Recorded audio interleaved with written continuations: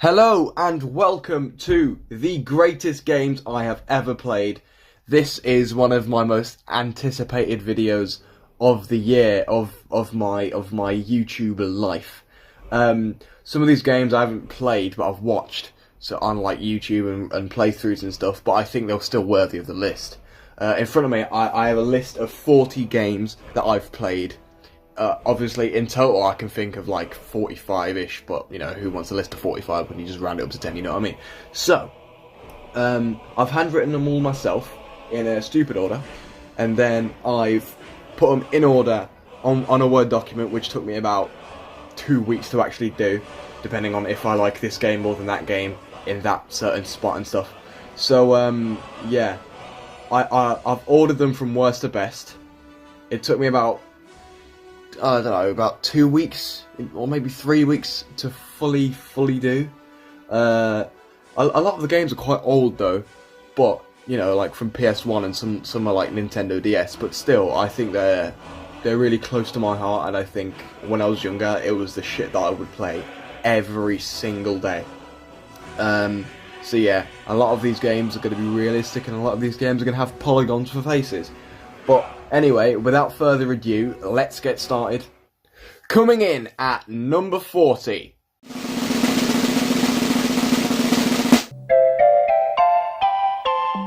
Rugrats. Now, I think this is one of the oldest games that I actually have on this list. I think it's from PS1, and Jesus Christ, the nostalgia that I have on this game is absolutely phenomenal. Now, I think the reason why it's at number 40 and not any higher is I think the nostalgia overthrows it more than the actual gameplay, if that makes sense. So it's so old and so nostalgic that I think that is more powerful than having an actual good game, if that makes sense. But still, I don't think this wasn't a terrible game at all. This was a good game that you could just play. You can still play it now and you'll have fun. Obviously the graphics are terrible because it is PS1. I didn't even know when this game came out, but it must have been in like the late 90s or something like that. But Jesus, the literally these characters have polygons for faces. You can literally see the octagons around their chins. Oh, it's horrible. But you know, back then you thought that polygons for faces was the shit. So yeah. Anyway, moving on to number 39. Number 39. Super Monkey Ball. Now, this is another very old game. I'm pretty sure it's PS1 again. Now, this is a game that either two things can happen. You can rage your tits off, or you can laugh your dick off. Now, this is one of the most emotionally straining games I've played when I was younger. But when you pull it off, it is the most satisfying feeling with a little squeaky little shit. But, you know, it is worth it as soon as you do well. Obviously, yeah, the graphics on this are a lot better than the ones on Rugrats, because they actually are like you know, like slightly modelled and textured and stuff. But you know, it's all right. It's a good game. I remember me playing it and me just raging my arse off because I couldn't get past this one like sliding level, and then I went back to it the other day. Jesus Christ, it was the easiest thing I've ever done in my life. But you know, still, it was a very good game. I really like the banana system and like the kind of currency, I guess. It's like the coins off Sonic and Mario and stuff.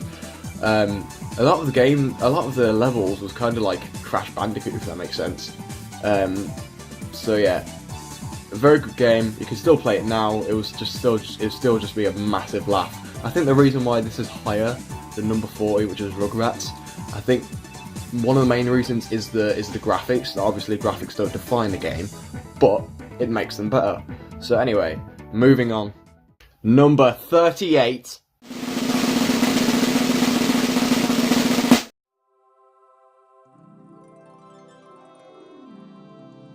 The Simpsons Hit and Run. Now this, I think this is an actual PS2 game today, right now. So yeah, this is one of the first games I've played. It's probably like one of the 4th or 5th games I've ever played in my life. The intro cutscene to this game is one of the most godly and nostalgic things of my life.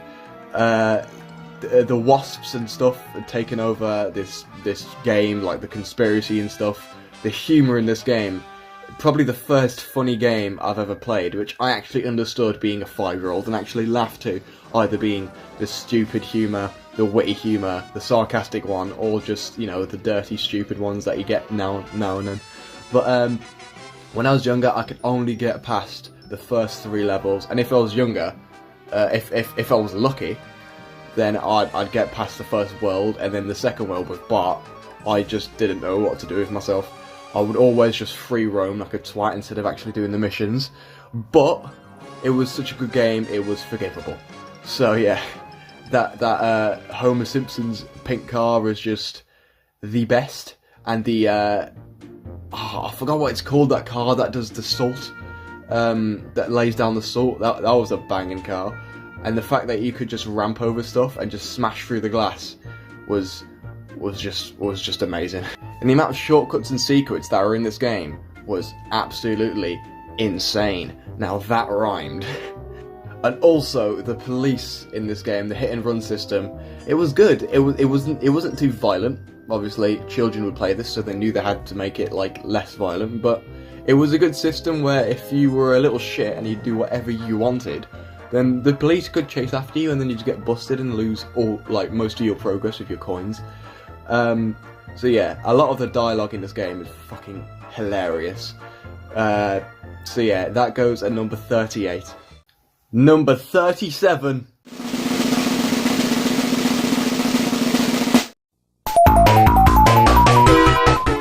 Sonic the Hedgehog. Now, this ain't no 3D bullshit, stupid shit pile of poo game. No, this is the classic 2D version with the rolling up into the balls, with the knuckles, with the everything, the flat surfaces, and barely any textures, with just dots that you can see scattered across the screen. Yeah, this is the original. This is the Sega version. Obviously, all of them are the Sega. Shut up. But this is the best version, and if you disagree, you are wrong. Thank God it's not Sonic Unleashed, because that was horrible, to say the least. So yeah, obviously nostalgia again. These 4 games so far have been very old. Don't worry, it gets a little bit more modern with the next one, but still, who says old games are bad? If you do, you're a twat. So yeah, honestly, obviously Sonic the Hedgehog, everyone knows what it is. There have been multiple games from I think the first Sonic was in like 1991, obviously, to now, and you know, it was just insane. And then they moved it to like the Mario universe, and like Sonic versus Mario and all that stuff, which I think was an alright move, but it could have been better. So yeah, that's Sonic. Coming in at 36.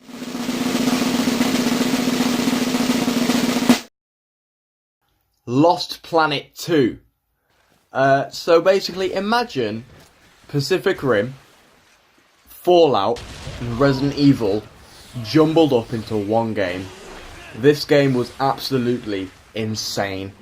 I have just rhymed a lot. No, this game was insane. So the bosses on this game they started off pretty piss easy, and the difficulty level just came so quickly. You know, onto the 3rd boss, you were dying regularly and all that stuff. You weren't ready. And some of the shit on this game, it's like, the monsters on this game are insane.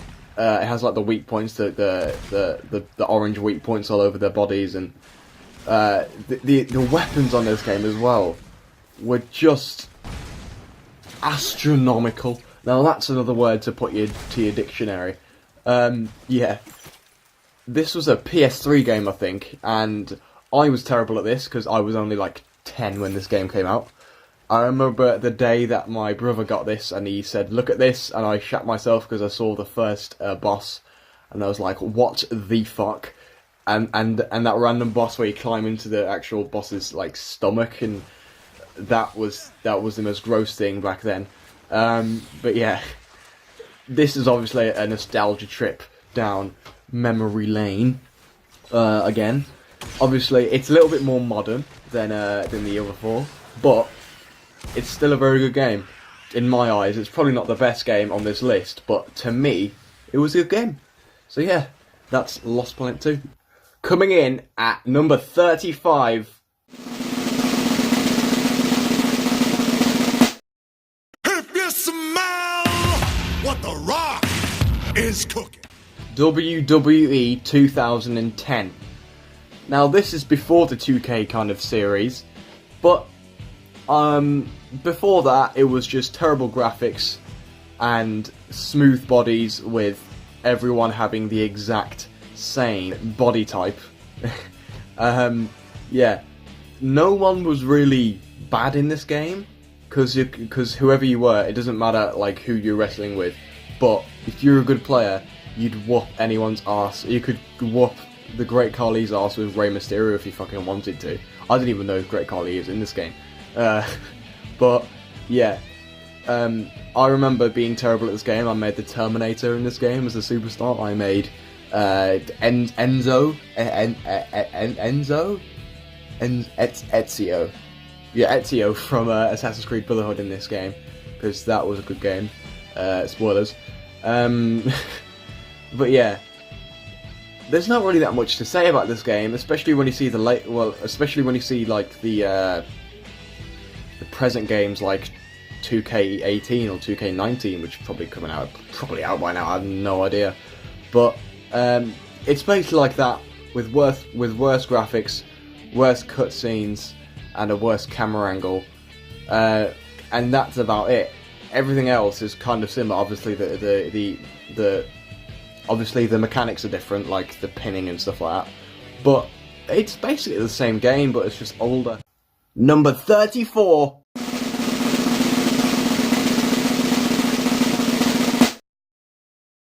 Mario Kart. Now, this is both the DS version and the Wii version. Yeah, this game was insane for its time, I think, especially the Wii version. I mean, the Wii version was a bit more modern. It was just adding on bits from the DS version and giving you a little wheel. But the innovation of this game was absolutely insane. I remember doing the 150cc races, and I would never get first. I don't actually remember me ever becoming like first in the 150cc races on the DS version. The 50cc race is obviously really easy, but something that I felt weird was you can only unlock new worlds with any CC.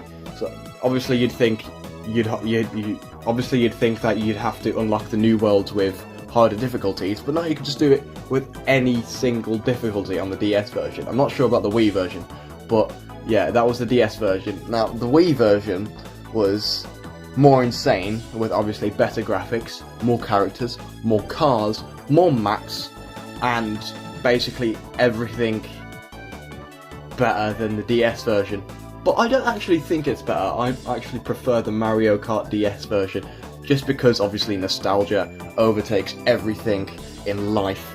So yeah, I was actually playing the Mario Kart DS version yesterday, and I asked my mom, because she used to play this as well, how do you actually get all the new worlds? And she just said, become first in every single race and every single cup. And that was it. I literally got every single world in about 20 minutes then. So obviously it was a short game, but it was still enjoyable, and you can still play it now and, you know, still have fun. Number 33.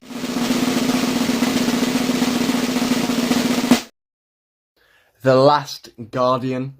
Now, I think the best phrase that suits this game is expectation versus reality.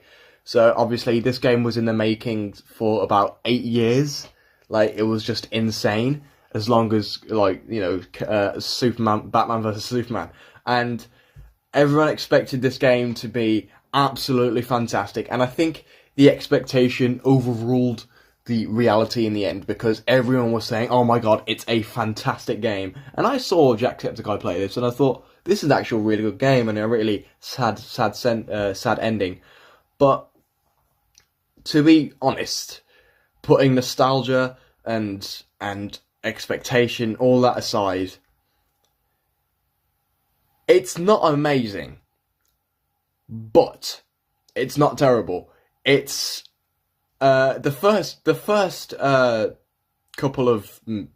like 10 minutes is a bit boring, to be honest. You're feeding him barrels and trying to get up little crevasses. Obviously, it's trying to teach you the tutorial at a slow pace, but I think it could just be a bit better how it's done. I think it was a bit too overhyped. I'm not saying it's a bad game, it was just too overhyped. But obviously, it was still a good game, but I think everyone thought of it way too much. But anyway, that's number 33. Number 32.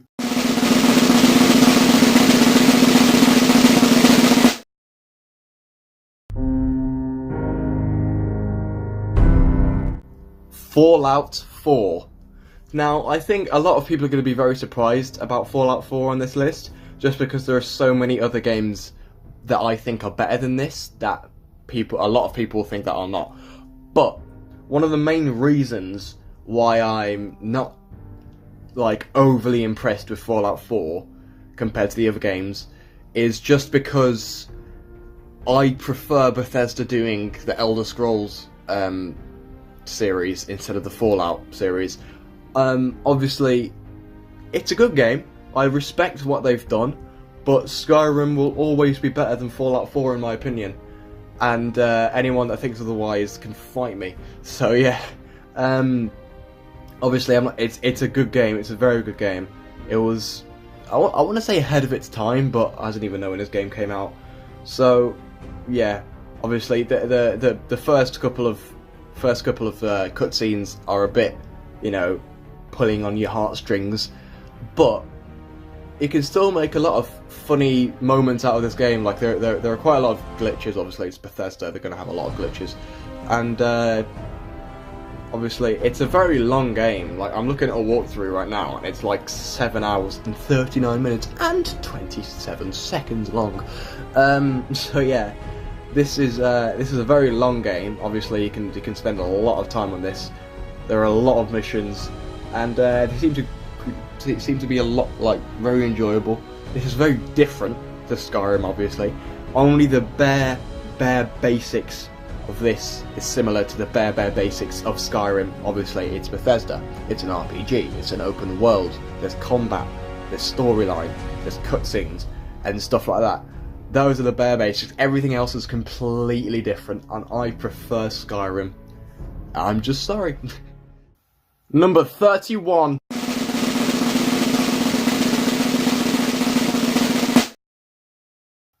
Just Cause 3.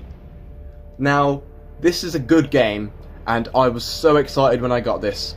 Obviously, at the start, for me, I watched it first. I watched Nerdcubed and Jacksepticeye play this first. Obviously, this is like one of Nerdcube's favourite games. And then I bought it, and I was like, holy shit, this is amazing. Until I reached about 5 hours into the game, and I'd basically done everything you really needed to do. I didn't finish the story, because the story isn't really that interesting. But everything that you do in the game would just carry on if you did the story. So obviously, taking over bases, destroying bridges, catapulting cars, catapulting people, wingsuiting, parachuting, going as fast as you can downwards from the top of the map, going as fast as you can with the jet, literally doing everything, going to the highest peak in the mountain, in the map. And once you did all that, it's like, what now? What do I do now? Obviously, Just Cause 4 is out, and that's debatably better with everything. And a good point that Nerdcube brought up when he reviewed this game was Just Cause 2 and Just Cause 3 kind of bring each other down, because when you play Just Cause 2, it doesn't have the wingsuit. It only has the only mode of transportation without vehicles is your parachute and your zip line and your grappling hook.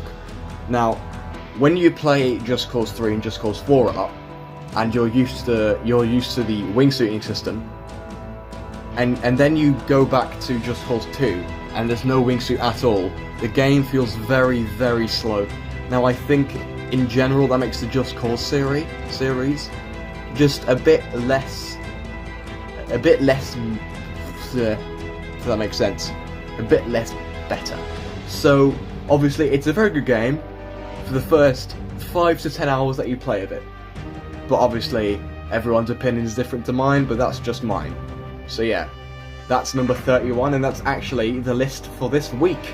I will see you next week with 30 to 21, but that is actually it for this episode.